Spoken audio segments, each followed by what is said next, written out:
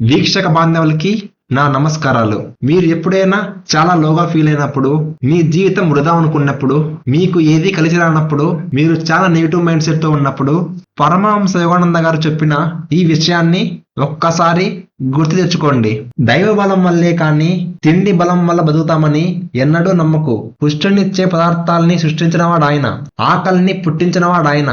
తన భక్తుడి పాలన పోషణ ఆయన తప్పకుండా చూసుకుంటాడు. అన్నం నిన్ను బ్రతికిస్తుందని కానీ, డబ్బు నిన్ను పోషిస్తుందని కానీ, మనుషులు నిన్ని పోషిస్తున్నారని కానీ అనుకోకు. ఆ ప్రభువు నీ ఊపిరి కాస్త లాగేస్తే అవేమన్నా నీకు సహాయపడతాయా? అవి కేవలం ఆయన ఉపకరణాలు మాత్రమే. నీ కడుపులో ఆహారం జీర్ణమవుతుంది. ఏదో నీ నేర్పు వలన నీ విచక్షణ ఖడ్గాన్ని ఉపయోగించుముకుందా. ఉపకరణ బంధాన్ని త్యజించి ఒకే ఒక కారణమైన భగవంతుని దర్శించు. దీని అర్థం మనల్ని పుట్టించినవాడు ఆయన, మనకి బంధాలను ఇచ్చినవాడు ఆయన, మనకి కష్టాలను ఇచ్చినవాడు ఆయన, మనకి సుఖాలను ఇచ్చినవాడు ఆయన. అన్నీ ఆయనే. మనం ఎందుకు ఇంత బాధపడాలి? ఆ భగవంతుని మీద అచంచల విశ్వాసాన్ని చూపించి నమ్మకంతో ముందుకు సాగండి. అన్నీ మంచి జరుగుతాయి.